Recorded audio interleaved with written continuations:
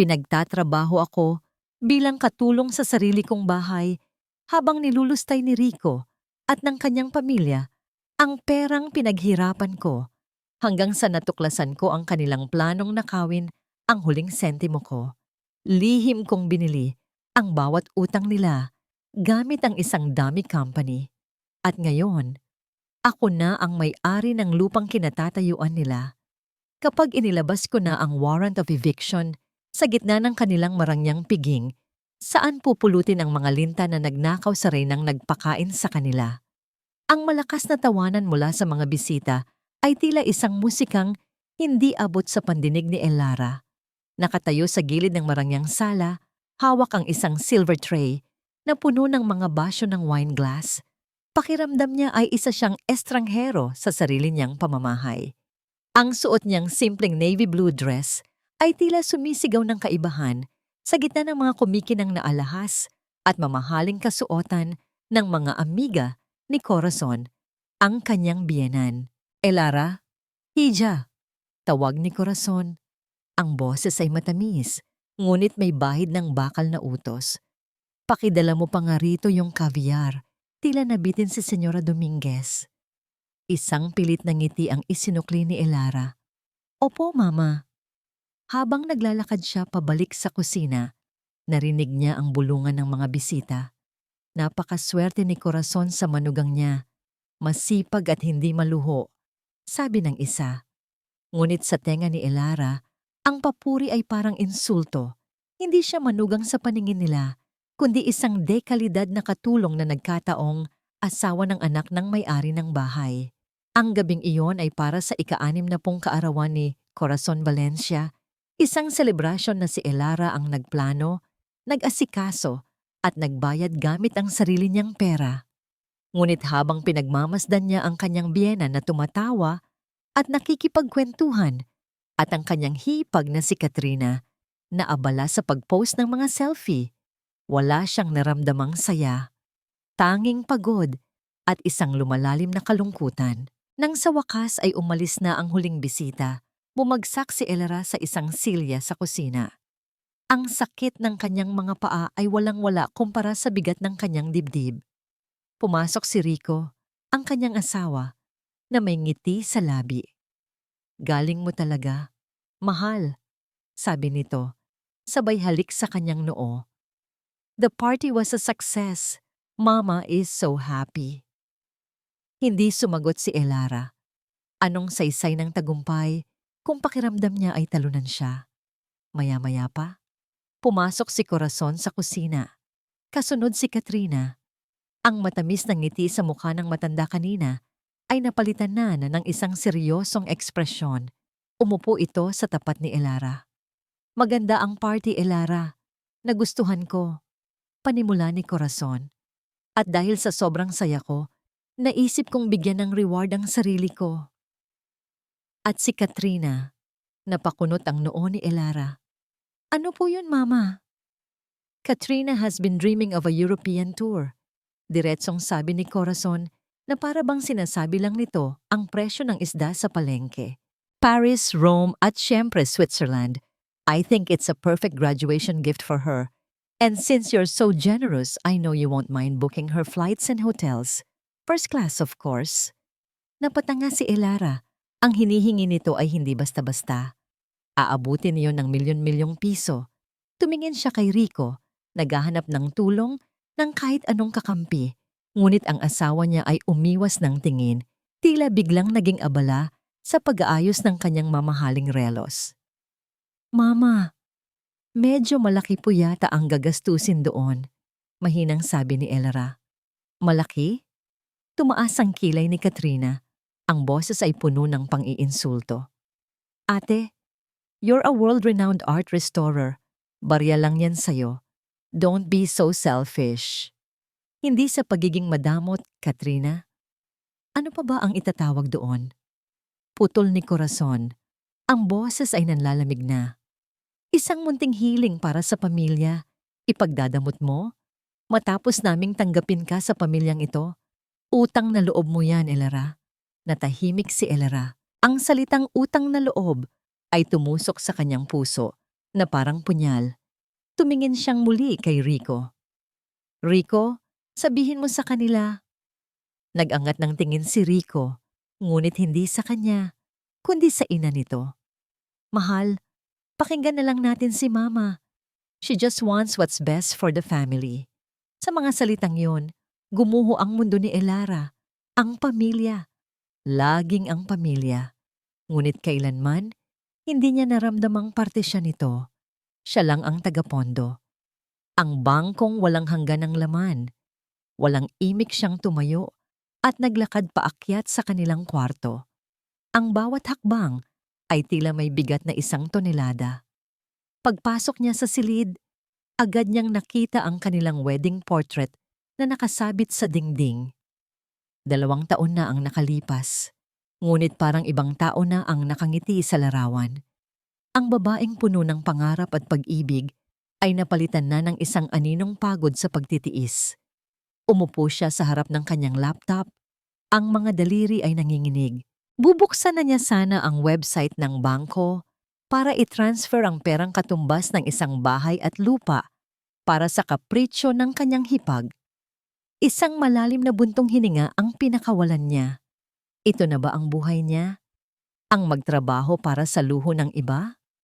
Ngunit bago pa niya maklik ang bookmark, isang email ang pumukaw sa kanyang atensyon. Ang subject line ay naka-all caps at kulay pula. Urgent, account warning, significant investment loss. Nagmula iyon sa kanilang investment banker. Nagtataka, binuksan niya ito. Nanlaki ang kanyang mga mata habang binabasa ang nilalaman. Isang high-risk investment na hindi niya alam ay bumagsak. Isang malaking halaga ng pera. Pera mula sa joint account nila ni Rico. Ang biglang naglaho na parang bula. Ang pangalan na nakarehistro sa investment ay malinaw. Ricardo Valencia. Nakatitig lang si Elara sa screen. Ang mga salita sa email ay paulit-ulit na umiikot sa kanyang isipan. Significant investment loss. Ang halagang nawala ay sapat na para bumili ng isang bagong kotse o di kaya'y pang down payment sa isang kondominium. Pumasok si Rico sa silid. May ngiti pa rin sa labi. Hindi alam ang unos na nag-aabang sa kanya. Mahal, matutulog na ako. Medyo napagod ako sa party. Sabi niya, habang tinatanggal ang kanyang mamahaling relos. Hindi lumingon si Elara. Nanatili siyang nakaharap sa laptop. Ang likod niya ay isang pader ng panlalamig. Rico, anong investment ito? Tanong niya. Ang boses ay kalmado, ngunit may bigat na hindi maikakaila. Natigilan si Rico. Dahan-dahan siyang lumapit. Anong sinasabi mo? Dahan-dahang inikot ni Elara ang laptop paharap sa kanya. Ang pulang babala mula sa bangko ay tila isang nagbabagang uling sa dilim ng silid. Nakita ni Rico ang email, ang ngiti. Sa kanyang mukha ay unti-unting naglaho na parang isang kandilang hinipan ng malakas na hangin. Namutla siya. Yan ba? Pautal-utal niyang sabi. Maliit na bagay lang yan, mahal. Don't worry about it. Maliit na bagay? Tumayo si Elara. Ang kalma sa kanyang boses ay napalitan na ng nanginginig na galit. Rico, milyon ang nawala. Pera na pinaghirapan ko. At anong ibig mong sabihin na wag akong mag-alala? Ni hindi ko alam na may investment tayong ganito. Kasi balak sana kitang i-surprise. Dahilan niya, habang umiiwas ng tingin. Sabi ng kaibigan ko, sigurado daw ang kita. Paano ko naman malalaman na babagsak pala? Ang issue dito, Rico, ay hindi lang ang pagkalugi. Giit ni Elara, ang boses niya ay tumataas na. Ang issue ay ang paglilihim mo. Ginagalaw mo ang pera natin nang hindi ko alam. Para saan? Para sa isa na namang siguradong kita na nauwi sa wala. Hindi na nakasagot si Rico. Ang ebidensya ay nasa harap na niya. Ang kanyang pagkakasala ay hindi maitatanggi. Sa halip na harapin ang galit ni Elara, ginawa niya ang lagi niyang ginagawa kapag nasusukol, ang magmakaawa. Bigla siyang lumuhod sa harap ni Elara, hinawakan ang mga kamay nito. Ang kanyang mga mata ay nagsimulang mamasa. "Mahal, patawarin mo ako." Umiiyak niyang sabi. "Nagkamali ako, oo. Aaminin ko. Pero maniwala ka, ang gusto ko lang naman ay dagdagan ang ipon natin. Please, wag mo na sanang ipaalam kay mama. Magagalit yun sa akin." Napatitig si Elra sa asawang nakaluhod sa kanyang paanan. Hindi awa ang naramdaman niya, kundi pandidiri. Sa gitna ng kanilang problema, ang mas inaalala pa rin ni Rico ay ang magiging reaksyon ng kanyang ina. Kailanman ba ay naging dalawa lang sila sa relasyong ito? O laging may anino ni Corazon na nakabantay? "Tumayo ka, Rico." Malamig niyang utos. Ngunit bago pa man makatayo si Rico, bumukas ang pinto. Si Corazon, na marahil ay narinig ang kanilang pagtatalo, ay nakatayo roon, nakapamiwang at matalimang tingin. "Anong kaguluhan ito?" tanong niya. Ang tingin ay nagpapalipat-lipat sa umiiyak na si Rico at sa galit na si Elra. Agad siyang pumasok at hinila patayo ang anak. "Bakit umiiyak ang anak ko, Elra? Ano na naman ang ginawa mo?" "Mama, wala po to." Mabilis na sabi ni Rico habang pinupunasan ng kanyang mga luha. "Anong wala?" Bulyaw ni Corazon, saka hinarap si Elra. "Ikaw. Sigurado ako na ikaw na naman ang may kagagawan nito. Simula nang dumating ka sa pamilyang ito, palagi na lang may tensyon. Hindi ka ba marunong maging isang mabuting asawa? Bakit mo pinapaiyak ang asawa mo?" Hindi makapaniwala si Elara sa kanyang naririnig. Siya pa ngayon ang masama. "Tita, ang anak niyo po ang nagkamali. Ginamit niya ang pera namin sa isang investment nang walang paalam at nalugi kami ng malaki." Ngunit para kay Corazon, ang kanyang anak ay hindi nagkakamali. At kasalanan niya ba na malugi? Ganoon talaga ang negosyo. Ang dapat mong gawin ay suportahan siya. Hindi yung sinisigawan mo na parang isang kriminal. Siguro ay masyado mo siyang pinipressure sa pera, kaya siya napilitang gumawa ng paraan. Bawat salitang binitiwan ng kanyang biyenan ay parang sampal. Tumingin si Elara kay Rico. Nag-aantay na ipagtanggol siya. Ngunit si Rico ay nakatayo lang sa likod ng kanyang ina. Nakayuko. "Duwag." "Tama na, Elara." Sabi na lang ni Corazon na para bang siya ang hukom na nagbibigay ng pinal na hatol. "Kasalanan mo rin naman. Bilang asawa, dapat ay mas inaalagaan mo ang emosyon ng asawa mo. Hayaan mo na yan. Pera lang yan. Kikitain mo ulit." Pagkasabi noon, inakay na niya si Rico palabas ng silid na parang isang batang isinusumbong ang kalaro. "Halika na, anak. Ipagtitimpla kita ng tsa." Naiwan si Elara na mag-isa sa gitna ng malamig na silid. Ang galit na nararamdaman niya kanina ay unti-unting napalitan ng isang nakabibinging katotohanan. Ngayon niya lang nakita ng buong linaw. Ang asawa niya ay isang lalaking walang sariling paninindigan at ang kanyang biyenan ay isang diktador na kayang baluktutin ang katotohanan para maprotektahan ang kanyang pamilya. Ang tiwalang ibinigay niya kay Rico, ang pundasyon ng kanilang pagsasama, ay nagkaroon ng unang bitak. At alam niya, sa kaibuturan ng kanyang puso, na hindi na ito kailanman mabubuo. Hindi siya makatulog ng gabing iyon. Ang mga salita ni Corazon at ang katahimikan ni Rico ay paulit-ulit na tumatakbo sa isip niya. Kung nagawa ni Rico na itago ang isang bagay na ganito kalaki, ano pa kaya ang iba pa niyang mga lihim? Dala ng hindi mapakaling pakiramdam, muli siyang umupo sa harap ng laptop. Binuksan niya ang online portal ng kanilang pangunahing savings account. Isang account na bihirang galawin. Sinimulan niyang suriin ang bawat transaksyon, bawat withdrawal, bawat payment. At doon, sa gitna ng mga maliliit na gastusin, nakita niya ito. Isang paulit-ulit na automated debit attempt.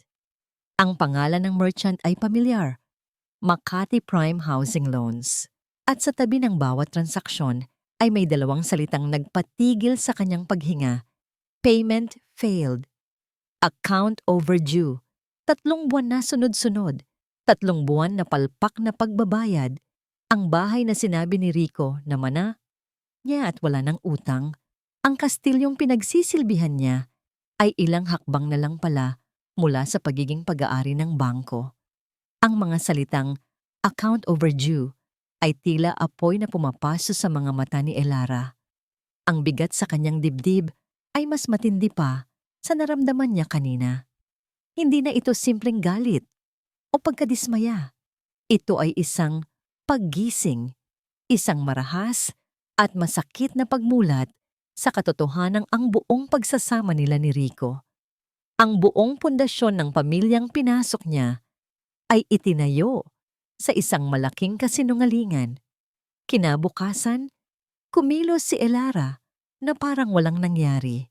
Naghanda siya ng almusal, nagtimpla ng kape para kay Corazon, at nginitian si Rico na para bang ang gabing nagdaan ay isang masamang panaginip lang. Ngunit sa loob niya, isang plano ang nagsisimula ng mabuo. Isang plano na isinilang mula sa abo ng kanyang nawasak na tiwala. Nang umalis si Rico para sa trabaho nito, na ngayon ay pinagdududahan na ni Elara kung totoo pa. Nagdahilan siyang may kailangan siyang bilhin para sa kanyang art studio. Ngunit hindi siya sa art supply store pumunta.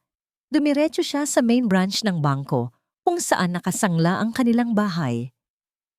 Sa loob ng malamig at tahimik na opisina ng bank manager, lahat ng kanyang hinala ay nakumpirma. Mahinahon, ngunit malinaw na ipinaliwanag ng manager ang sitwasyon. 3 buwan nang walang hulog. Ang mga penalty at interest ay patong-patong na. Kung hindi ito mababayaran sa loob ng susunod na 30 araw, mapipilitan silang simulan ang foreclosure proceedings. Ginang Valencia, nagpadala na po kami ng ilang notice sa inyong address. Magalang na sabi ng manager. Tumango si Elara habang isang mapait na ngiti ang gumuhit sa kanyang labi. Malamang ay si Corazon o si Rico ang nakakatanggap ng mga sulat at itinatago ito sa kanya. Naiintindihan ko po. Maraming salamat sa impormasyon. Paglabas niya ng bangko, hindi luha ang bumagsak mula sa kanyang mga mata.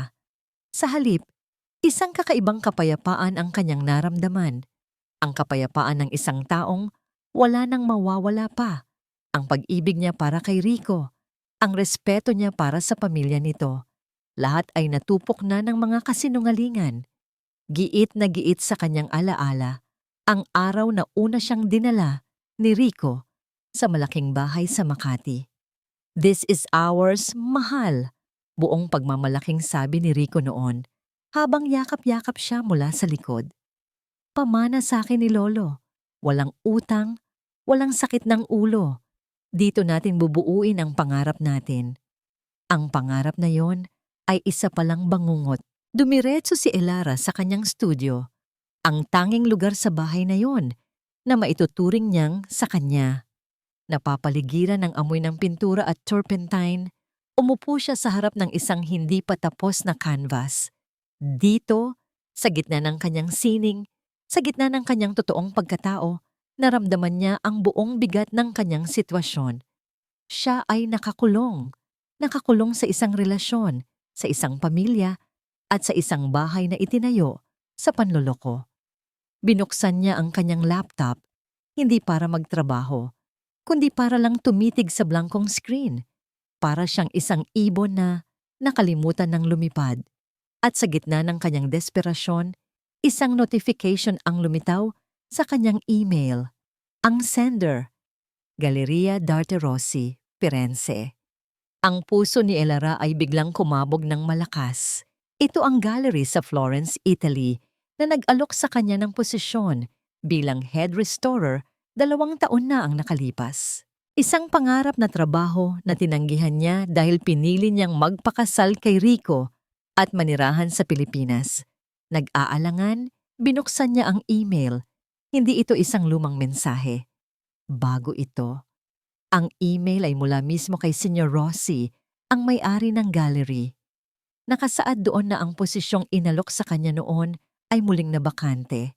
At kung interesado pa rin siya, Ang alok ay nakabukas pa para sa kanya. Mas mataas na sahod, mas malaking responsibilidad at isang pagkakataong magtrabaho kasama ang mga obra maestra ng Renaissance.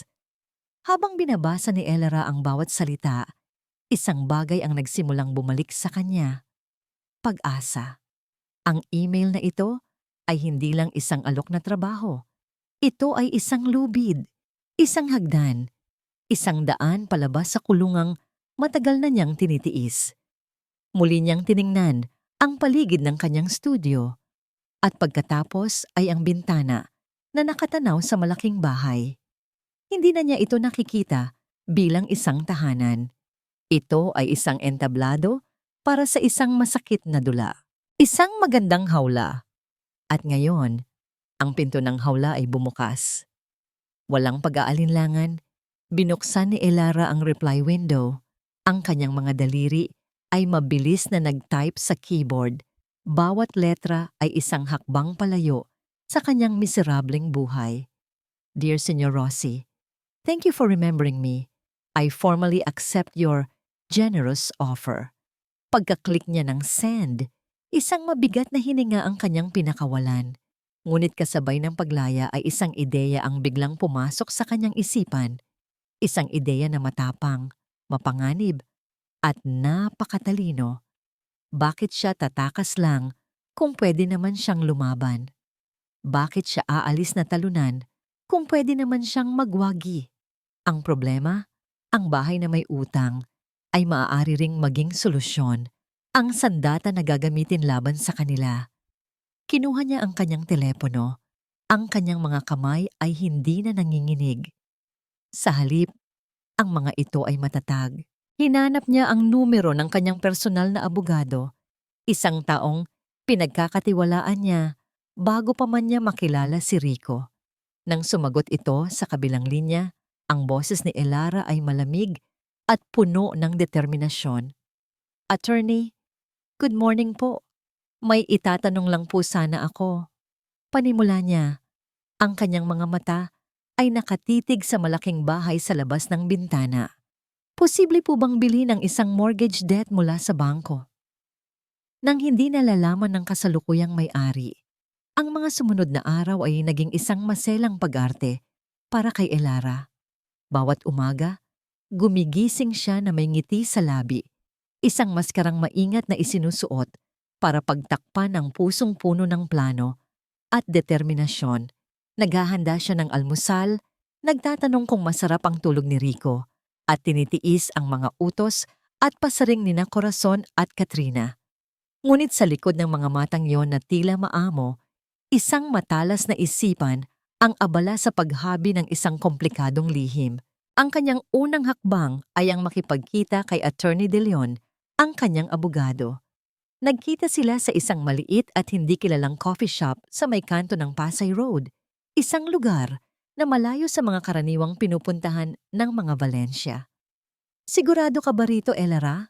Tanong ng matandang abogado habang sinusuri ang mga dokumentong dinala niya. Ang pagbili ng isang non-performing loan ay isang agresibong hakbang. Mapanganib ito. Mas mapanganib po kung mananatili akong walang ginagawa, attorney, sagot ni Elara. Ang kanyang boses ay mahinahon ngunit matatag. Sila ang nag-umpisa nito. Tatapusin ko lang. Ipinaliwanag ni Attorney De Leon ang proseso. Kailangan nilang mag-set up ng isang bagong korporasyon, isang shell company, para ito ang legal na bumili ng utang mula sa bangko. Sa ganitong paraan, ang pangalan ni Elara ay hindi lalabas sa anumang transaksyon. Ito ay isang laro ng anino, isang laban na kailangan niyang ipanalo sa dilim. Sa mga gabing abala ang pamilya Valencia sa panonood ng telebisyon o sa kani-kanilang mga gadget, si Elara na naman ay nagkukulong sa kanyang studio. Doon, sa ilalim ng liwanag ng isang maliit na lampa, abala siya sa mga tawag sa telepono, pag-email sa kanyang abogado, at sa pag-organisa ng kanyang mga pananalapi. Ang kanyang studio ay naging kanyang war room. Isang gabi, nagluto siya ng paboritong pochero ni Rico. Ang buong bahay ay napuno ng masarap na amoy ng pagkain. Habang naghahapunan, walang tigil sa pagpuri si Corazon. Napakasarap talaga ng luto mo, Hija. Ito ang isang bagay na hindi ko maitatanggi. Magaling ka talaga sa kusina, sabi ng biyenan niya. Habang abala sa pagkuha ng isa pang serving, ngumiti lang si Elera. Salamat po, Mama. Ginawa ko po yan para sa inyo. Ngunit habang ngumingiti siya, ang puso niya ay kumakabog ng malakas sa kaba. Ilang oras lang bago ang hapunan na yon, kausap niya sa telepono ang isang art collector mula sa Singapore. Isang kolektor na matagal nang interesadong bilhin ang isa sa kanyang mga personal na obra.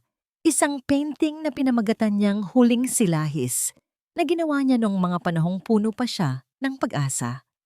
Kinabukasan nagpaalam siyang pupunta sa isang art exhibit. Ngunit ang totoo, nakipagkita siya sa isang kinatawan ng kolektor sa isang private gallery sa Bonifacio Global City. Ang transaksyon ay mabilis at maingat. Gusto ng kliyente namin na manatiling pribado ang pagbiling ito, sabi ng kinatawan. Iyon din po ang gusto ko, sagot ni Elara. Mas gugustuhin ko pong bank transfer na lang sa isang account na ibibigay ko sa inyo. Isang pribadong account na siya lang ang nakakaalam. Pag-uwi niya ng bahay, sinalubong siya ni Rico. Napansin nito ang kakaibang sigla sa kanyang mga mata. Nitong mga nakaraang araw, napapansin ni Rico na si Elara ay tila laging malalim ang iniisip, madalas na abala sa telepono, at may mga kakaibang ngiti na sumusulpot sa kanyang mga labi kapag nag-iisa. Mahal, okay ka lang ba? Tanong ni Rico isang gabi, habang nakahiga na sila. Parang may iba sa'yo. Hinarap siya ni Elara. Ang maskara niya ay perpektong nakalagay. Pagod lang siguro sa trabaho. May bago akong project. Medyo demanding lang. Huwag mo na akong alalahanin. Naniwala naman si Rico. Ang katotohanan ay masyado siyang abala sa sarili niyang mga problema at sa pag-iwas sa galit ng kanyang ina para bigyan ng malalim na pansin ang mga pagbabago kay Elara. Para sa kanya, hanggat si Elara ay nasa tabi niya, nagluluto ng kanyang paboritong pagkain at nagbibigay ng pera kapag kailangan, ang lahat ay nasa ayos. Isang gabi, habang nag-aayos si Elara ng kanyang mga gamit sa studio, tumunog ang kanyang cellphone, isang numero na hindi nakarehistro, ngunit alam niya kung kanino galing. Si Attorney De Leon. Elara, bungad ng abogado, ang boses ay seryoso. May balita na ako mula sa bangko. Napahawak ng mahigpit si Elara sa gilid ng kanyang mesa. Ano po ang sabi nila, attorney? Narinig niya ang pagbuntong hininga ng abogado sa kabilang linya. Pumayag sila. Interesado silang ibenta sa atin ang utang. Mas gugustuhin nilang mabawi ang pera ng buo kaysa dumaan pa sa mahabang proseso ng foreclosure. Isang alon ng tagumpay ang bumalot sa puso ni Elara. Talaga po? Salamat sa Diyos. Pero, pagpapatuloy ng abogado at ang salitang iyon ay nagpabigat sa hangin. May isang kondisyon. Ano po yun? Nanginginig na tanong ni Elara. Ang transaksyon ay kailangang makumpleto sa lalong madaling panahon, sagot ni Attorney De Leon. Gusto ng bangko na maisara ang deal sa loob ng 72 oras.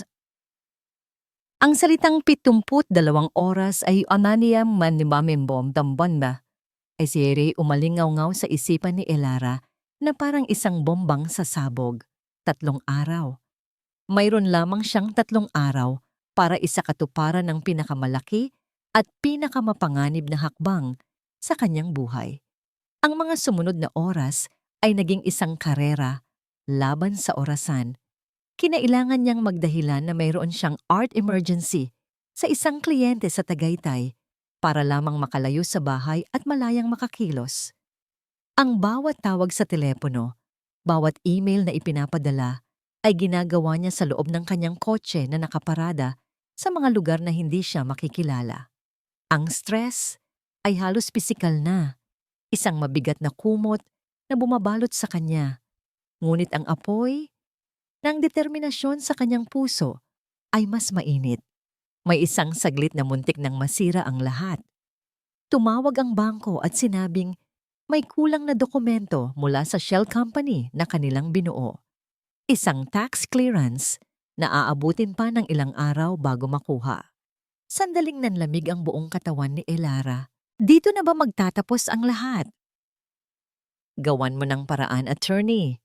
Sabi niya sa telepono. Ang boses ay pilit na pinapakalma. Kausapin mo ang mga kakilala mo. Doblehin mo ang bayad kung kinakailangan. Hindi tayo pwedeng mabigo ngayon. Sa huling araw ng palugit, habang nagmamaneho pabalik ng Maynila, muling tumawag si Attorney De Leon. Nagawa natin, Elara. Naayos ko na. Hinihintay na lang nila tayo para sa pirmahan. Isang hininga na hindi niya namalayang pinipigil ang kanyang pinakawalan. Papunta na po ako. Ang pirmahan ay ginanap sa isang pribadong silid sa opisina ng abogado. Sa harap ni Elara ay isang makapal na tumpok ng mga dokumento, ang Deed of Assignment. Nakasaad doon, sa legal at hindi mapapasubali ang mga salita, na ang lahat ng karapatan sa utang ng bahay sa Makati na dating pag-aari ng bangko ay opisyal nang inililipat sa kanyang binuong korporasyon. Kinuha ni Elara ang ballpen. Ang kamay niya ay bahagyang nanginginig, hindi dahil sa takot, kundi dahil sa bigat ng sandaling iyon. Bago niya ilapat ang dulo ng ballpen sa papel, tumingala siya at tiningnan ng abogado. Pagkatapos nito, pagpapatuloy ni Attorney De Leon na may isang maliit na ngiti ng paghanga sa kanyang mga labi. Sa mata ng batas, ikaw na ang kanilang bangko. Ikaw na ang may-ari ng kanilang utang. At dahil lagpas na sila sa palugit, ikaw na rin ang may karapatang magmay-ari sa bahay. Ikaw ang batas. Ginang Elara Santos. Isang malalim na hininga. At pagkatapos, ang lagda. Bawat kurba ng kanyang pangalan ay isang pagputol sa kadenang matagal na gumapos sa kanya. Ito ang lagda ng kanyang paglaya. Pag-uwi niya ng bahay ng gabing iyon, ibang-iba na ang kanyang pananaw. Ang dating tahanan na tinitingnan niya bilang isang kulungan ay isa ng ngayong tropeo. Isang monumento ng kanyang lihim na tagumpay. Pumasok siya sa pinto at naabutan niya sina Corazon at Katrina na prenteng nakaupo sa sofa, nanonood ng kanilang paboritong teleserye. Oh, nandyan ka na pala, Elara? Sabi ni Corazon nang hindi man lang lumilingon. Nagluluto na ba yung katulong? Nagugutom na ako. Ate, bili mo naman ako ng bagong sapatos. Nakita ko sa online sale. Segunda naman ni Katrina, habang abala sa kanyang cellphone. Hindi sumagot si Elara. Sa halip, isang maliit at misteryosong nangiti ang sumilay sa kanyang mga labi. Ang nangiti ng isang reyna na nagmamasid sa kanyang mga alipin na hindi pa alam na sila ay bihag na niya. Tiningnan niya ang mamahaling sofa na kanilang inuupuan, ang malaking telebisyon na kanilang pinapanood, ang mga pader na nagbibigay sa kanila ng lilim. Akin na ito, sabi niya sa kanyang sarili. Lahat ng ito ay akin na. Pumanhik siya sa kanyang silid at sa kauna-unahang pagkakataon sa loob ng 2 taon, naramdaman niya ang tunay na kapangyarihan. Hindi ito ang kapangyarihan na bigay ng pera para bilhin ang luho ng iba, kundi ang kapangyarihan na bigay ng katotohanan at katarungan. Nang gabing iyon, habang mahimbing na natutulog si Rico sa kanyang tabi, tahimik siyang naglakad-lakad sa kabahayan. Bawat silid ay kanyang pinasok. Ang library na puno ng mga aklat na hindi naman binabasa. Ang dining room na may mahabang mesa na laging sentro ng kanyang paghihirap. Ang hardin kung saan niya madalas itinatago ang kanyang mga luha. Hinaplos niya ang isang antigong vase sa sala, isang palamuti na ipinagmamalaki ni Corazon sa mga bisita. Ngayon, pag-aari na niya ito. Tiningnan niya ang mga litratong nakadisplay sa pader. Mga litrato ng pamilya Valencia sa kanilang mga magagarang paglalakbay na siya ang gumastos. Ngayon, pag-aari na rin niya ang mga alaalang iyon. Habang naglalakad siya pabalik sa kanilang silid, isang bagay ang nahagip ng kanyang paningin. Ang handbag ni Katrina Walang ingat na iniwan sa isang upuan. Nakabukas ito ng bahagya. Hindi niya alam kung anong nagudyok sa kanya, ngunit sinilip niya ito. At sa loob, sa gitna ng mga kolorete at resibo, may isang bagay na kumislap, isang susi ng kotse, isang bagong kotse na hindi niya alam. Kasabay noon, ang atensyon niya ay napunta sa isang bagay na nakaipit sa gilid ng bag. Isang business card, itim at simple. Ang nakasulat na pangalan ay pamilyar, Attorney Benjamin De Leon. Ang kanyang abogado, tila nahulog ito mula sa kanyang sariling bag nang minsang ipinaabot niya ito kay Katrina. Biglang tumayo ang kanyang mga balahibo, bumalik siya sa silid at nagkunwaring tulog. Ngunit ang kanyang isipan ay gising na gising. Posible kayang may nakahalata? Kinaumagahan, habang nag-aalmusal, si Katrina ay hindi mapakali. Panay ang sulyap nito sa kanya. Nang matapos kumain si Elara at tumayo para kunin ang kanyang bag, sinadya ni Katrina na banggain ito. Ang laman ng bag ni Elara ay kumalat sa sahig. "Ay, sorry ate, hindi ko sinasadya," sabi ni Katrina. Ngunit ang kanyang mga mata ay hindi sa mukha ni Elara nakatingin, kundi sa mga gamit na nagkalat. Mabilis niyang tinulungan si Elara na magpulot. Ngunit alam ni Elara na hindi yun aksidente. Hinahanap ni Katrina ang business card at nang hindi niya ito makita sa mga gamit ni Elara, isang maliit na gatla ng pagdududa ang gumuhit sa mukha ng kanyang hipag. Pagkaalis ni Elara para sa kanyang trabaho, agad na nilapitan ni Katrina si Corazon. Ang mukha ng dalaga ay puno ng pag-aalala, isang bagay na bihirang makita ng ina sa kanyang bunso.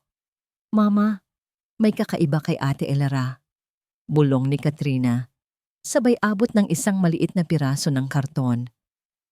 "Nakita ko to sa sahig malapit sa bag niya kagabi." Kinuha ni Corazon ang business card.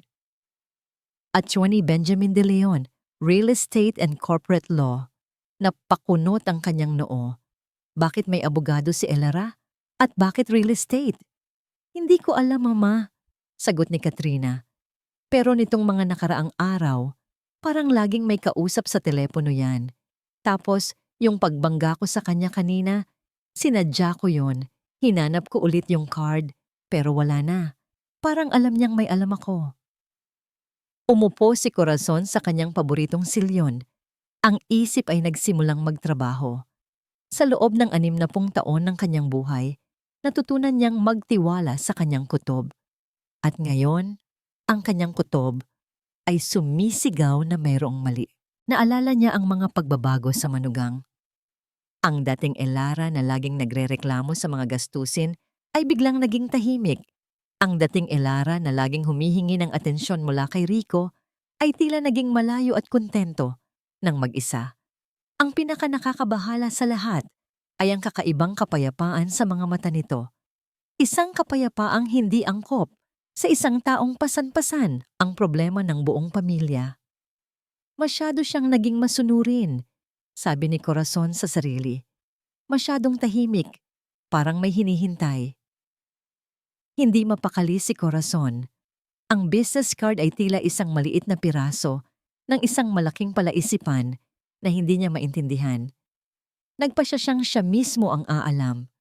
Kinuha niya ang kanyang telepono at tinawagan ng isang matalik na kaibigan, si Cynthia, na asawa ng isang kilalang huwes.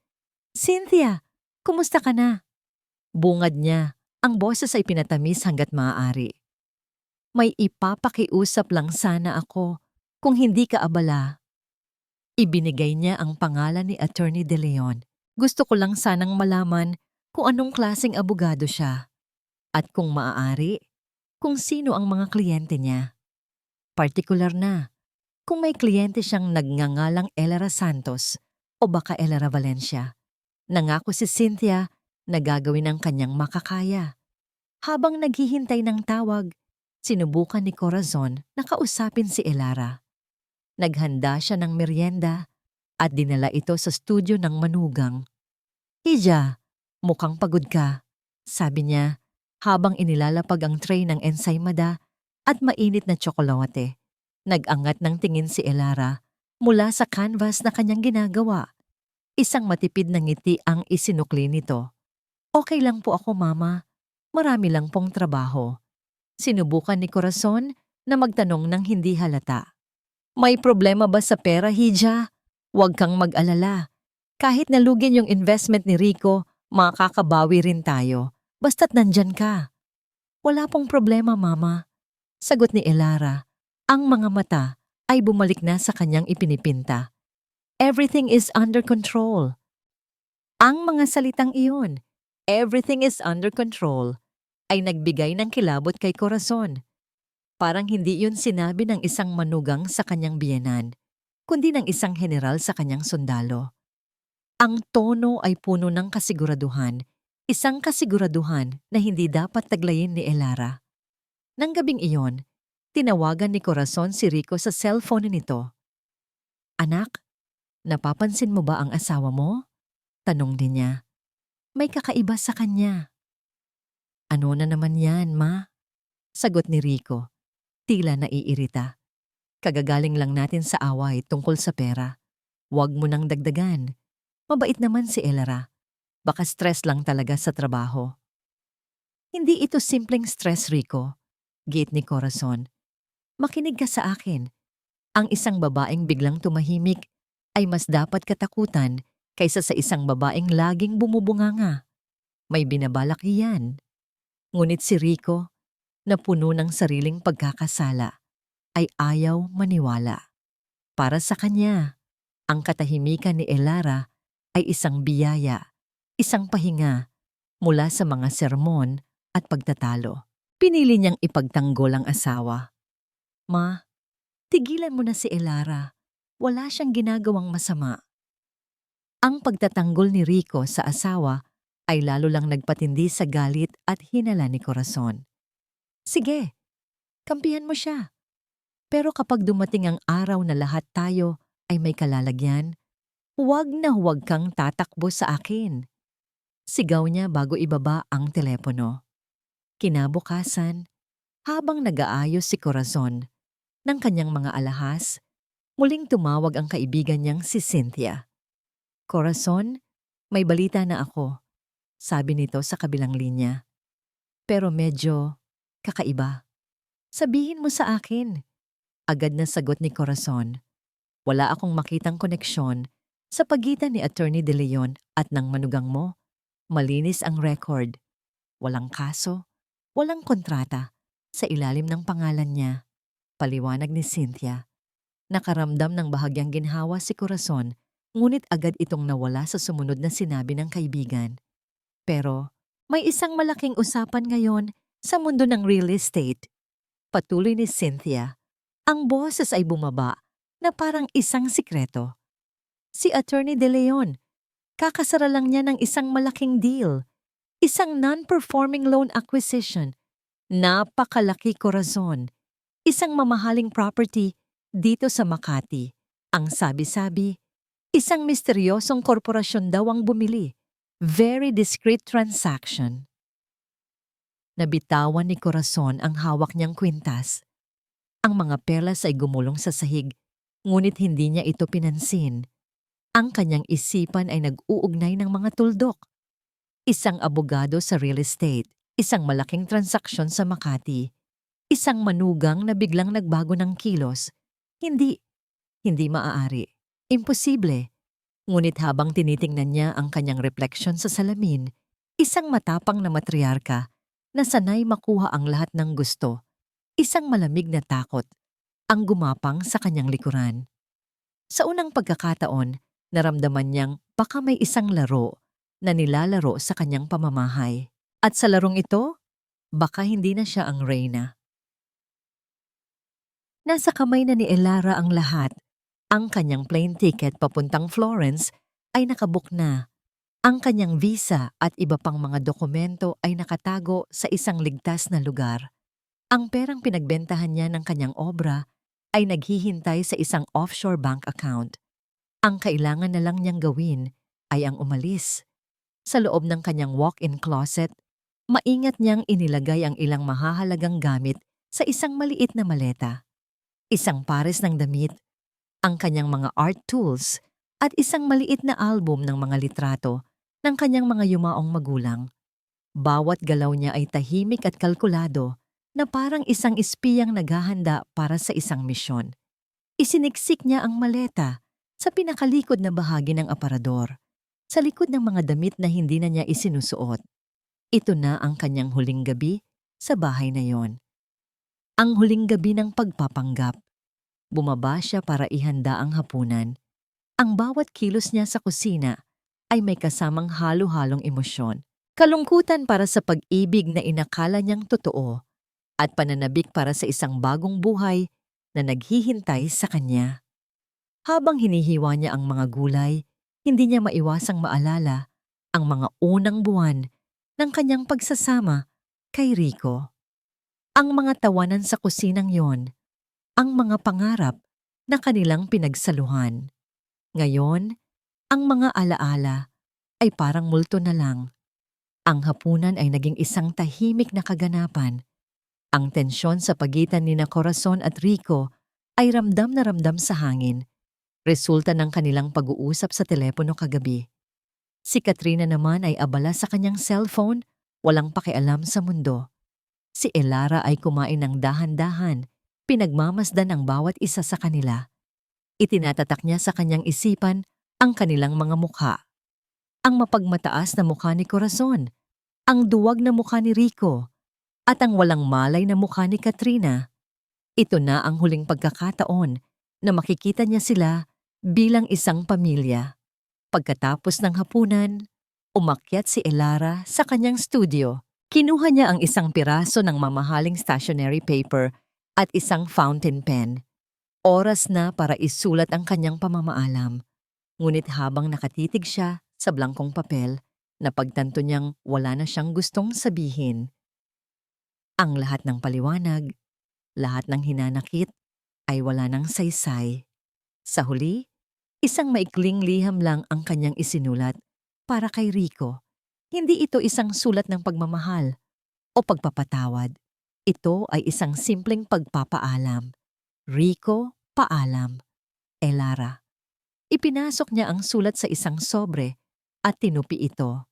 Pagkatapos, isa-isa niyang pinatay ang mga ilaw sa kanyang studio. Hinaplos niya ang kanyang mga canvas, ang kanyang mga pintura. Magkikita rin tayong muli.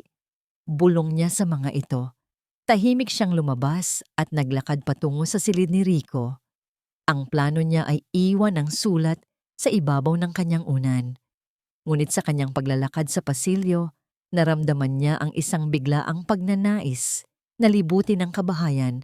Sa huling pagkakataon, dahan-dahan siyang bumaba. Ang buong bahay ay tahimik na. Hinawakan niya ang makinis na kahoy ng pasamano, ang malamig na salamin ng bintana. Bawat sulok ay may kwento ng kanyang pagtitiis. Ang sala kung saan siya napahiya, ang hardin kung saan siya umiyak, ang kusina kung saan siya nagsilbi. Huminto siya sa harap ng isang malaking salamin sa pasilyo. Tinitigan niya ang kanyang refleksyon. Ang babaeng nakatitig pabalik ay hindi na ang parehong babaeng pumasok sa bahay na yon 2 taon na ang nakalipas. Ang mga mata niya ay mayroon ng lalim, isang lalim na nagmumula sa sakit at katatagan. Ngumiti siya sa sarili. Malaya ka na, bulong niya. Umakyat siyang muli. Ang puso ay mas magaan na. Dahan-dahan niyang binuksan ang pinto ng kanilang silid. Madilim sa loob, tanging ang liwanag mula sa buwan ang nagbibigay ng kaunting ilaw. Akala niya ay tulog na si Rico. Ngunit paghakbang niya papasok, isang ilaw ang biglang bumukas. At ang kanyang puso ay halos lumundag palabas ng kanyang dibdib. Nakatayo sa gitna ng silid si Corazon. Ang kanyang mukha ay walang emosyon, ngunit ang kanyang mga mata ay nag-aapoy sa galit. Sa kanyang mga kamay, hawak niya ang isang folder. Sa likod niya, nakatayo sina Rico at Katrina. Ang kanilang mga mukha ay puno ng pagtataka at akusasyon. Saan ka pupunta, Elara? Tanong ni Corazon. Ang boses ay malamig na parang yelo. Itinaas niya ang folder at inihagis ito sa kama. Kumalat ang laman nito. Mga printout ng kanyang mga email kay Senyor Rossi, ang kanyang flight confirmation, at ang detalye ng kanyang bagong trabaho. Natigilan si Elara. Paano? Paano nalaman ng kanyang biyenan? Akala mo ba? Hindi ko malalaman.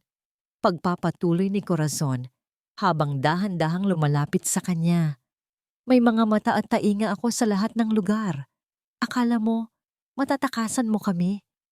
Matapos mong pakinabangan ang pamilyang ito, tatakasan mo ang iyong mga responsibilidad? Tumingin si Elara kay Rico, naghahanap ng sagot. Ngunit ang nakita niya lang ay ang sakit at pagtataksil sa mga mata ng kanyang asawa. Totoo ba to, Elara? Alis ka nang hindi man lang nagpapaalam. Anong responsibilidad ang sinasabi ninyo? Sagot ni Elara, ang takot ay napalitan na ng tapang.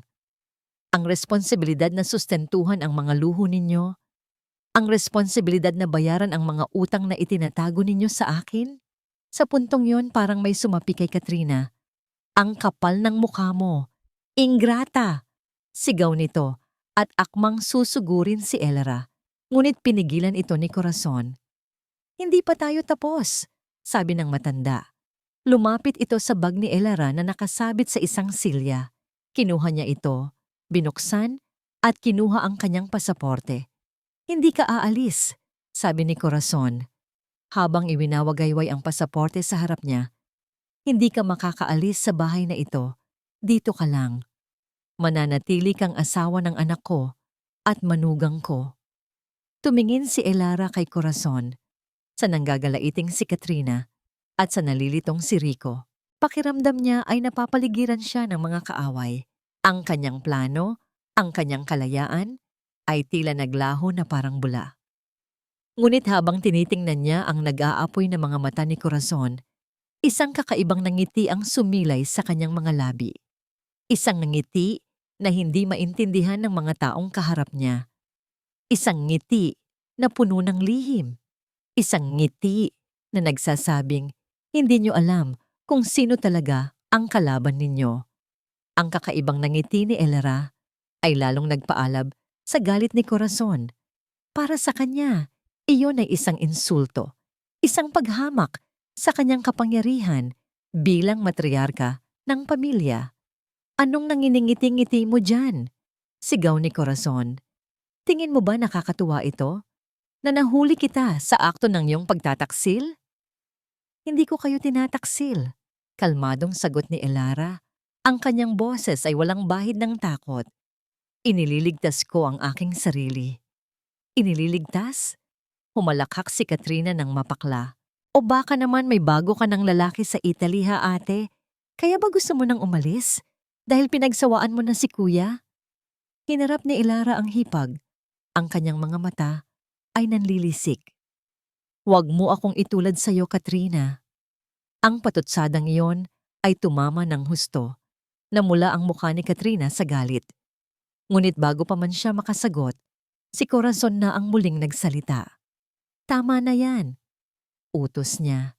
Hinarap niyang muli si Elara. Hindi ka aalis. Maliwanag ba? Hanggat hawak ko ang pasaporte mo at hanggat kasal ka sa anak ko, mananatili ka sa poder ko. May responsibilidad ka sa pamilyang ito. Pamilya? Tanong ni Elara. Ang bawat salita ay may diin. Ang tawag niyo ba sa akin ay pamilya? O ang tawag niyo sa akin ay bangko? ATM, isang investment na inaasahan niyong magbibigay ng walang katapusang kita? Ang mga salitang yon ay tumama kay Rico. Sa unang pagkakataon, nagsalita siya. Ang boses ay puno ng sakit. Elara, hindi totoo yan. Mahal kita. Mahal? Tumawa si Elara, ngunit ang tawa niya ay walang saya. Kung mahal mo ako, Rico, bakit mo ako niloko? Bakit mo itinago sa akin ang mga utang? Kung mahal mo ako, bakit hinayaan mong pagsalitaan ako ng masama ng ina mo at kapatid mo?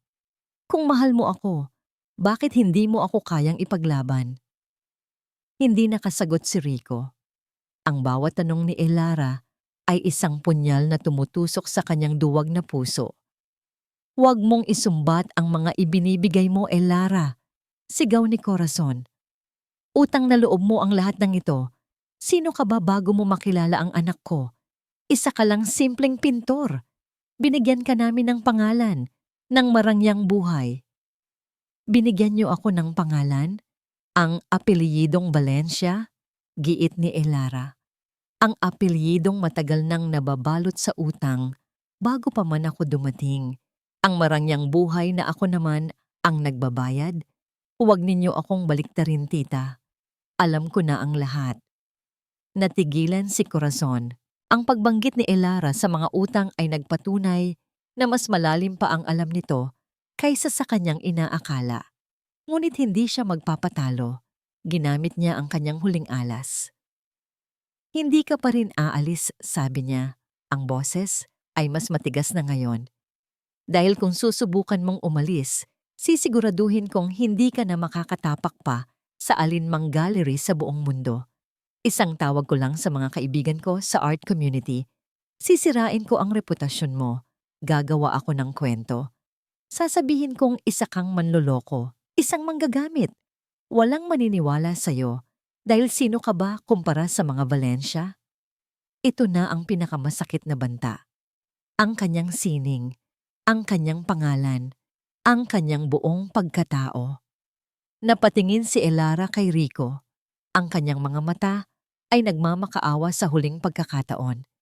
Isang huling pagkakataon na manindigan ito para sa kanya, para sa kanila. Rico, please. Si Rico ay napunit sa pagitan ng kanyang ina at ng kanyang asawa. Nakikita niya ang sakit sa mga mata ni Elara. Alam niyang tama ito. Ngunit nakikita rin niya ang nag-aapoy na galit sa mga mata ng kanyang ina, isang galit na kinatatakutan niya mula pa noong bata siya. Dahan-dahan, yumuko si Rico. Umiwas siya ng tingin at sa kanyang katahimikan, ibinigay niya ang kanyang hatol. Elara, pakinggan mo na lang si Mama, mahinang sabi niya. Para sa pamilya, huwag ka nang umalis. Sa mga salitang iyon, gumuho ang lahat ng natitirang pag-asa sa puso ni Elara. Ang huling sinulid na kumakapit sa kanya sa relasyong ito ay naputol na. Tinalikuran na siya ng lalaking pinangakuan niyang mamahalin habang buhay. Ang pakiramdam ay mas masahol pa sa pagkatalo. Ito ay ang pakiramdam ng pagiging lubusang mag-isa sa gitna ng isang digmaan. Si Corazon ay ngumisi. Ang nangisi ng isang nagwagi. Si Katrina ay nakangisi rin, tuwang-tuwa sa paghihirap ng kanyang kinaiinisang hipag. At si Rico? Si Rico ay hindi makatingin. Ang mga pader ng silid ay tila lumalapit sa kanya. Unti-unting sinisikipan ang kanyang paghinga. Ang mga mukha ni na Corazon at Katrina ay tila mga aninong nagdiriwang sa kanyang kabiguan. Lahat ay nawala. Ang kanyang plano, ang kanyang kalayaan, ang kanyang pag-asa. Hinawakan ni Corazon ang kanyang braso ng mahigpit. Bukas na bukas, tatawagan mo yang Senyor Rosimo at sasabihin mong hindi ka natutuloy. At pagkatapos, mag-uusap tayo kung paano mo babayaran ang lahat ng perwisyo na idinulot mo. Walang imik na tumango si Elara. Ang apoy sa kanyang mga mata ay tila namatay. Ang tapang na ipinakita niya kanina ay naglaho. Mukha siyang isang basag na manika. Ngunit habang hinihila siya ni Corazon palabas ng silid, pabalik sa kanyang hawla, isang bagay ang hindi nila nakita. Sa pagyuko ni Elara, isang maliit, halos hindi mahahalata. Nangiti ang muling sumilay sa kanyang mga labi. Ang plano A ay nabigo, ngunit hindi pa nila alam na mayroon pa siyang plan B. Isang planong mas mapanira, mas tiyak, at mas masakit. Kinabukasan, ang katahimikan sa mansyon ng mga Valencia ay hindi pangkaraniwan. Ito ay isang katahimikang mabigat, puno ng hindi sinasabing mga salita, at nagbabadyang panganib. Nagising si Corazon na may ngiti sa labi. Sa wakas, naibalik na niya sa ayos ang lahat. Ang kanyang suwail na manugang ay napasunod na. Ang kanilang gintong gansa ay hindi na makakalipad pa. Ngunit nang bumaba siya para sa almusal, isang kakaibang tanawin ang kanyang naabutan. Ang mesa ay walang laman, walang amoy ng bagong lutong sinangag o kapeng barako. Ang kusina ay tahimik at madilim. "Elara!" sigaw ni Corazon. "Nasaan ang almusal namin?" Walang sumagot. Pumasok si Katrina sa dining room. Ang buhok ay magulo pa. "Ma, nasaan si ate? Sabi ko sa kanya kagabi, ipagluto niya ako ng pancakes." Nagsimulang mainis si Corazon. Nagkukulong na naman siguro sa kwarto niya. Nagdradrama pa rin sa nangyari kagabi. Umakyat si Corazon at kinatok ng malakas ang pinto ng silid ni Rico at Elara. "Elara, bumangon ka na dyan! Hindi ito hotel!" Binuksan ni Rico ang pinto. Ang muka ay mukhang puyat. "Ma, wala si Elara. Paggising ko, wala na siya sa tabi ko." "Ano?" Nagmamadaling pumasok si Corazon sa silid. Ang kama ay maayos na, ngunit ang isang panig ay malinaw na hindi tinulugan.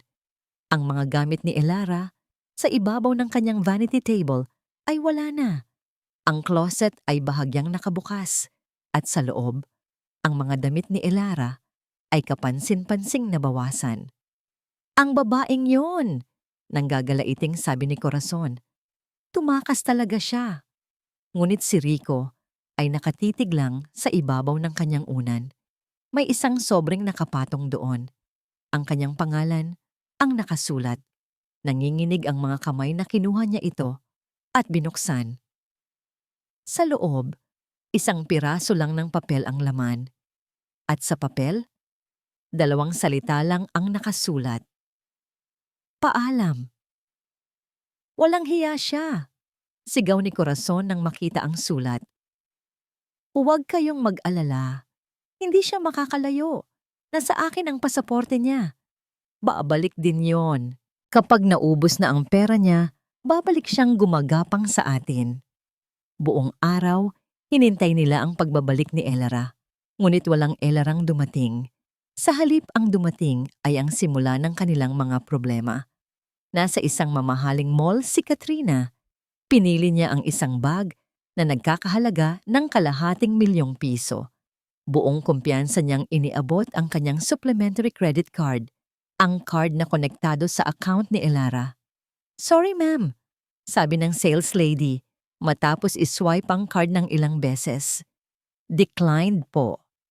"Ano? Ulitin mo nga?" Inis na sabi ni Katrina. Sinubukan ulit ang sales lady. "Declined pa rin po, ma'am."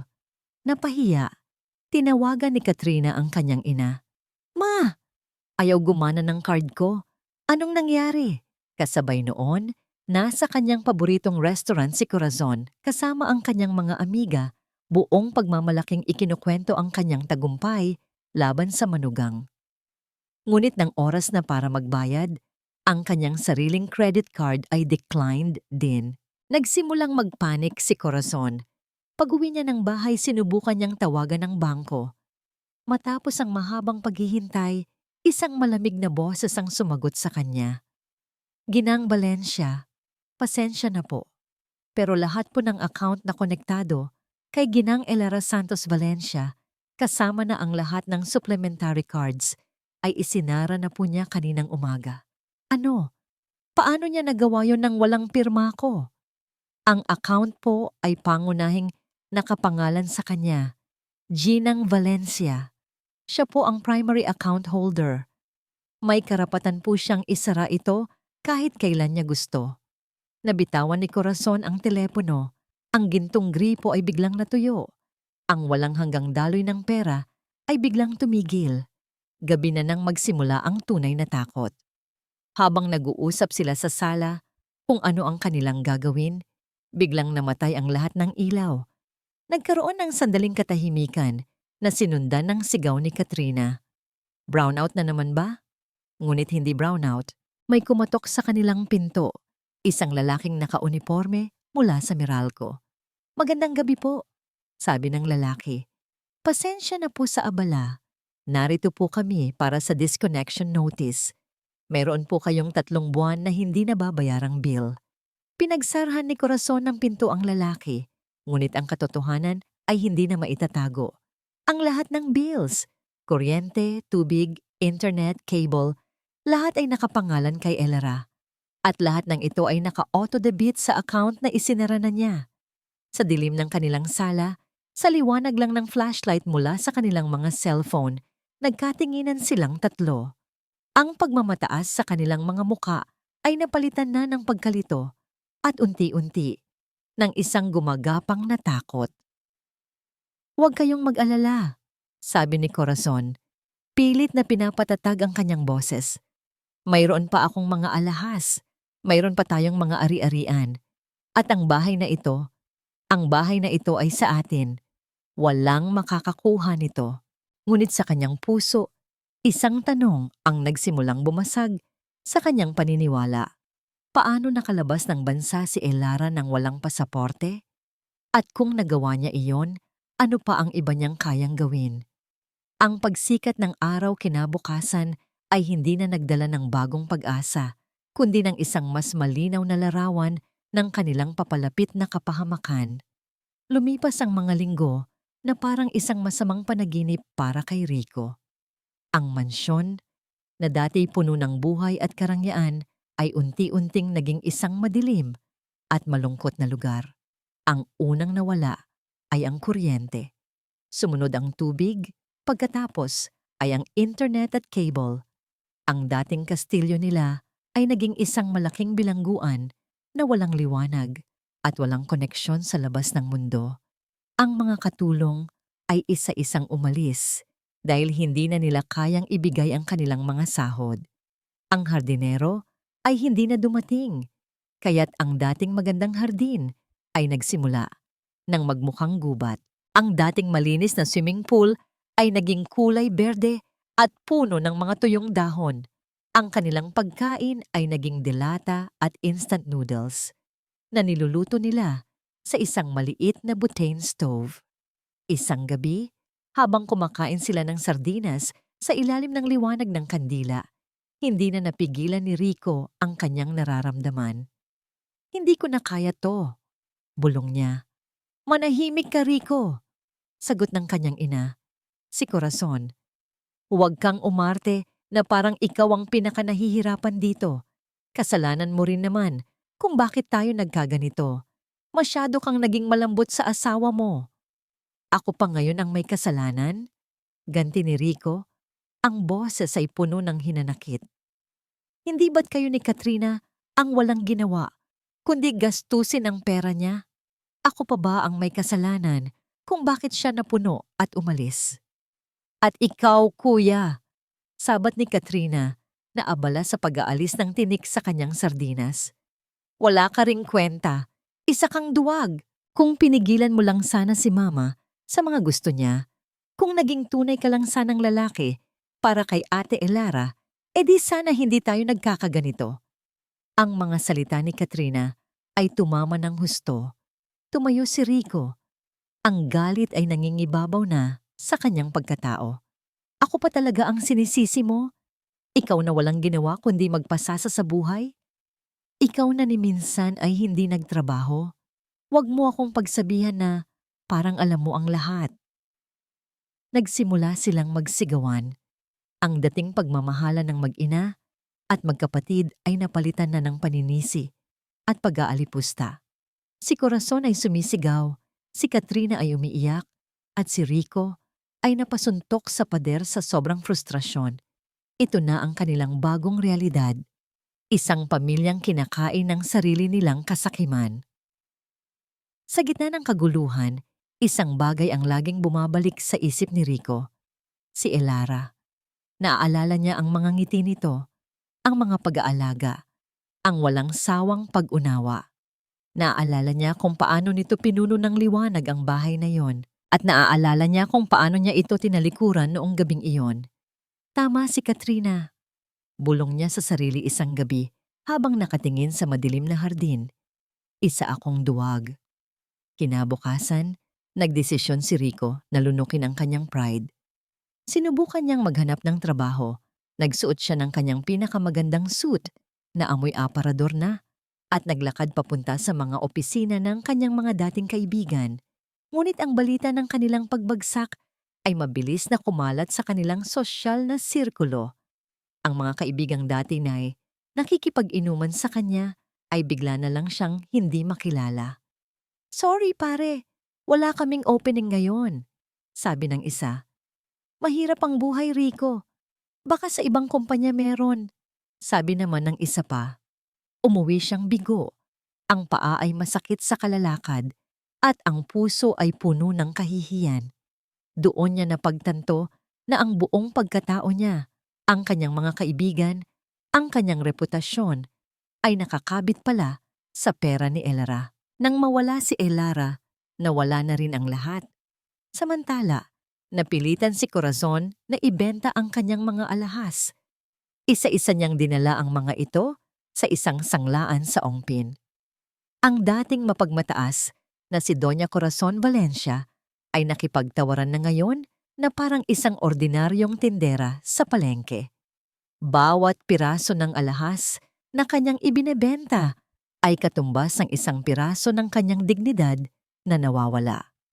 Ang perang nakukuha nila ay sapat lang para sa kanilang pang-araw-araw na pagkain. Ang mga mas malalaking problema, ang mga utang sa credit card, ang mga personal na pautang, ay patuloy na dumarating sa anyo ng mga demand letters.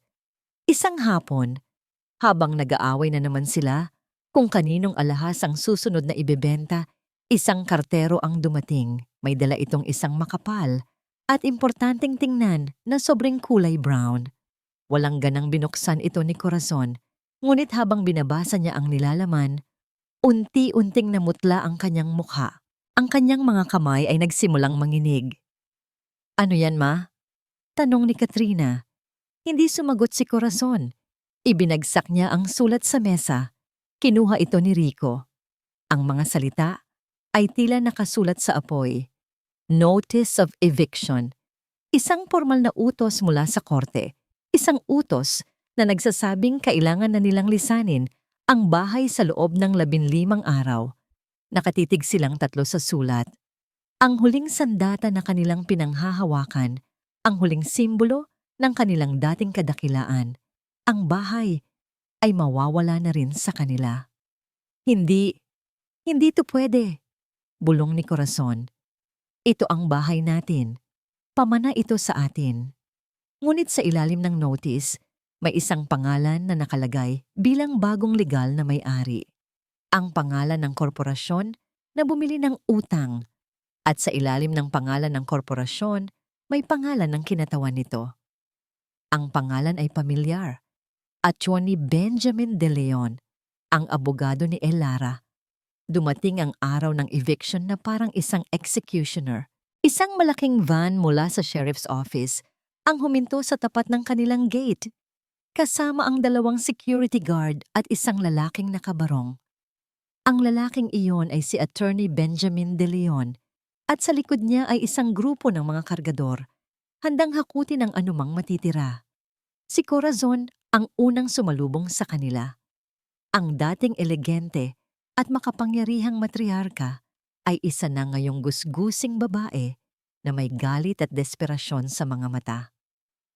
"Wala kayong karapatang pumasok dito," sigaw niya habang hinaharangan ng gate. "Ito ay pag-aari ng mga Valencia. Hindi niyo kami mapapaalis." Kalmadong inilabas ni Attorney De Leon ang isang folder. "Ginang Valencia, mayroon po kaming court order. Lahat po ay legal. Kung hindi po kayo susunod, mapipilitan po kaming gamitan kayo ng puwersa." "Hindi kami aalis," segunda ni Katrina na nakatayo sa likod ng kanyang ina. Hawak ang isang walis na parabang sandata. Lumabas si Rico. Ang mukha ay isang maskara ng pagkatalo. Alam niyang wala na silang magagawa. Ang batas ay batas. "Mama, tama na yan. Wala na tayong laban." "Duwag! Pare-pareho kayong mga duwag!" sigaw ni Corazon, ngunit ang kanyang boses ay nanginginig na. Walang nagawa ang mag-ina, kundi tumabi ng buksan ng mga security guard ang gate. Pumasok ang grupo ni Attorney De Leon. Naglakad sila sa hardin na dati maganda at ngayon ay napabayaan na. Bawat hakbang nila sa loob ng pamamahay ay isang insulto sa alaala ng kadakilaan ng mga Valencia. Sino ang nag-utos nito? Tanong ni Corazon. Ang boses ay puno ng puot. Sino ang may-ari ng korporasyong yan? Sabihin mo sa akin. Gusto kong malaman kung sino ang demonyong sumisira sa pamilya ko. Huminto si Attorney De Leon sa gitna ng kanilang sala. Inilibot niya ang kanyang paningin sa paligid, sa mga mamahaling muebles na nababalot na sa alikabok, sa mga larawang kupas na nakasabit sa pader. Ang kliyente ko ay mas gugustuhin pong manatiling pribado. Magalang niyang sagot. Pero para matapos na po ito, at para maintindihan ninyo ang buong sitwasyon, ipapakita ko sa inyo ang isang dokumento. Muli niyang binuksan ang kanyang folder at kinuha ang isang partikular na papel. Ito ay ang Articles of Incorporation ng kumpanyang nagmamay-ari na ngayon sa bahay. Iniabot niya ito kay Corazon. Tingnan niyo po ang pangalan ng chairperson at majority stockholder, sabi ng abogado. Nanginginig ang mga kamay na kinuha ni Corazon ang papel. Si Rico at Katrina ay lumapit din para tingnan ito. Ang kanilang mga mata ay sabay-sabay na nanlaki. Ang kanilang mga bibig ay sabay-sabay na bumuka sa hindi makapaniwalang pagkabigla. Ang pangalang nakasulat sa ilalim ng titulong Chairperson of the Board ay hindi isang banyaga. Ito ay isang pangalang araw-araw nilang sinasambit sa loob ng 2 taon. Isang pangalang kanilang inabuso, inalipusta, at itinuring na isang walang katapusang balon ng pera. Elara Santos. Ang katahimikan na bumalot sa sala ay mas mabigat pa sa alinmang sigaw. Ang katotohanan ay isang malakas na sampal sa kanilang mga mukha. Ang manugang na kanilang minaliit. Ang asawang tinalikuran. Ang babaeng akala nila ay natalo na nila. Siya pala ang may hawak ng lahat ng baraha mula pa sa simula. Siya ang bumili ng kanilang utang. Siya ang naghintay sa tamang oras. Siya ang nagpatupad ng kanilang pagbagsak. Ang buong plano, ang pag-alis niya, ang pagsasara ng mga account, ang pagputol ng kuryente, lahat ay parte ng isang masalimuot at perpektong isinagawang paghihiganti. Hindi totoo yan, bulong ni Corazon, habang paulit-ulit na binabasa ang pangalan, umaasang magbabago ito, ngunit ang mga letra ay nanatiling matatag. Elara Santos. Si Rico ay napasandal sa pader, ang kanyang mga tuhod ay tila nawalan ng lakas. Ang lahat ay biglang nagkaroon ng kabuluhan. Ang kakaibang nangiti ni Elara noong huli nilang paghaharap, ang katahimikan nito, ang determinasyon. Hindi pala yun pagsuko. Iyon pala ay isang deklarasyon ng digmaan. Si Katrina naman ay napaupo sa sahig, umiiyak hindi dahil sa lungkot, kundi dahil sa matinding galit at kahihiyan. Nilinlang sila. Nilinlang sila ng babaeng itinuring nilang tanga. Nasaan siya? Tanong ni Corazon sa abogado. Ang boses ay basag na. Gusto ko siyang makausap. Ang kliyente ko po ay kasalukuyang nasa Florence, Italy at abala sa kanyang trabaho. Sagot ni Attorney De Leon. Ngunit meron siyang isang habilin. Sa puntong iyon tumunog ang cellphone ni Rico. Isang hindi rehistradong numero na may international code. Nanginginig ang mga kamay na sinagot niya ito. Hello? Ang boses sa kabilang linya ay kalmado, malamig, at pamilyar. Ito ang boses ng kanyang asawa, ngunit parang boses na ng ibang tao. Isang taong hindi na niya kilala. Rico, sabi ni Elara. Walang mahal, walang anumang lambing. Narinig ko ang lahat. Binibigyan ko kayo ng 24 na oras para lisanin ang bahay ko. Pagkatapos niyan, ipapaalis ko na ang lahat ng gamit ninyo at itatapon sa labas. Magsimula na kayong mag-impake. Pagkatapos noon, ibinaba na niya ang tawag. Nabitawan ni Rico ang kanyang telepono. Napatingin siya sa kanyang ina na ngayon ay nakaluhod na sa sahig, umiiyak ng walang tunog. Napatingin siya sa kanyang kapatid na humahaagulgol at napatingin siya sa paligid, sa kastilyong kanilang ipinagmalaki na ngayon ay pag-aari na ng babaeng kanilang sinira. Ang laro ay tapos na at sila ang talunaan. 6 na buwan ang lumipas. Ang malamig na hangin ng taglamig sa Florence ay napalitan na ng mainit na yakap ng tagsibol. Mula sa bintana ng kanyang studio sa loob ng Galleria d'Arte Rossi, tanaw ni Elara ang sikat na Duomo. Ang bubong nito ay tila ginto sa ilalim ng sikat ng araw. Isang ngiti ang gumuhit sa kanyang mga labi. Isang ngiti na totoo, payapa, at malaya. Ang kanyang buhay ay ibang-iba na. Ang mga araw niya ay puno ng sining, ng amoy ng lumang pintura at varnish. Ang kanyang mga kamay, na dati abala sa pagsisilbi sa pamilyang hindi naman kanya, ay abala na ngayon sa pagbuhay muli sa mga obra maestra ng mga dakilang pintor. Nakilala siya sa art community ng Florence hindi bilang asawa ni o manugang ni, kundi bilang si Elara Santos, ang mahusay na art restorer mula sa Pilipinas. Isang umaga, habang nagkakape siya sa isang maliit na cafe malapit sa gallery, isang sulat ang dumating para sa kanya. Galing ito sa Pilipinas. Ang sulat kamay sa sobre ay pamilyar. Ito ay sulat kamay ni Rico. Nag-alinlangan siyang buksan ito. Isang bahagi niya ang gustong itapon na lang ito, isama sa mga basura ng nakaraan. Ngunit ang isa pang bahagi niya, ang bahaging natuto ng magpatawad, hindi para sa kanila, kundi para sa sarili niyang kapayapaan, ay nag-udyok sa kanya na basahin ito. Umupo siya sa isang bangko na nakaharap sa Arno River at sinimulang basahin ang mahabang liham. Ang sulat ni Rico ay puno ng pagsisisi. Ikinuwento nito ang lahat ng nangyari pagkaalis nila sa bahay.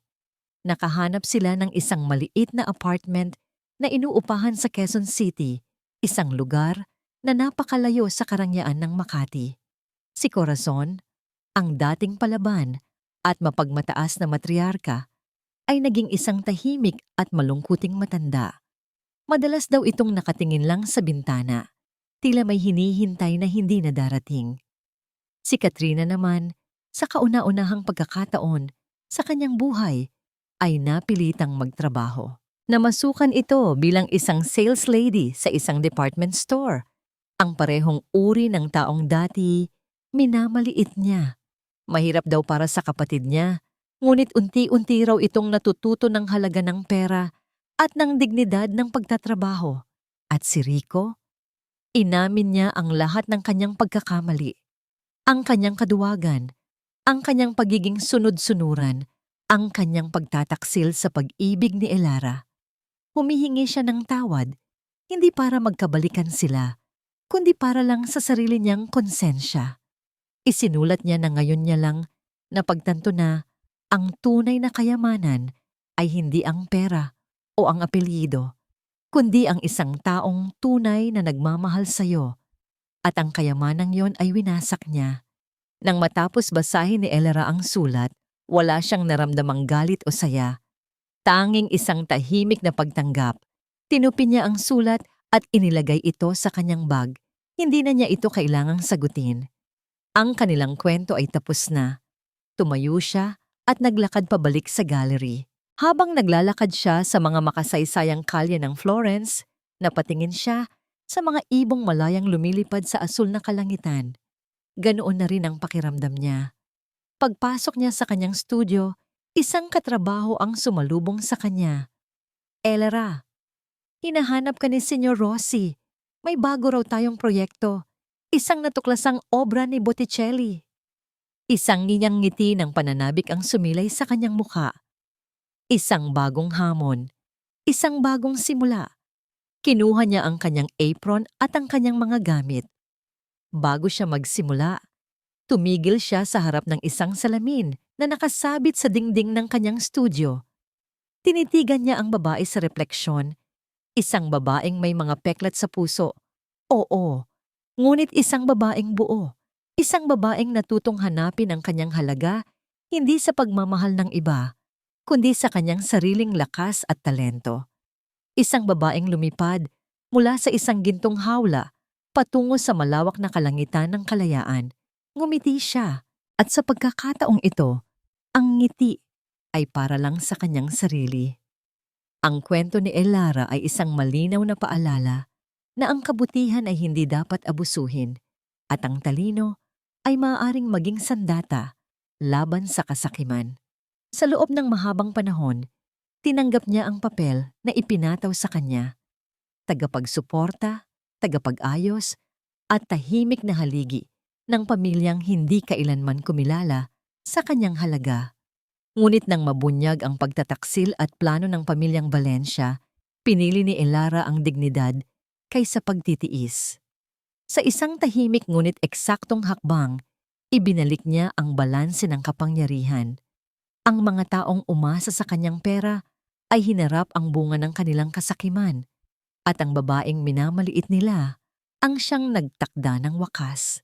Iniwan ni Elara ang lahat, hindi bilang talunan, kundi bilang malayang babae na handang magsimula muli.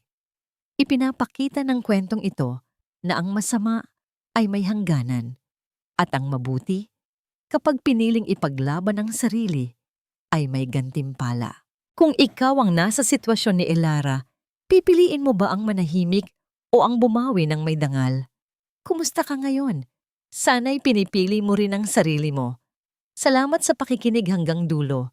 Ibahagi ang iyong saloobin sa comments. Nandito kami para makinig.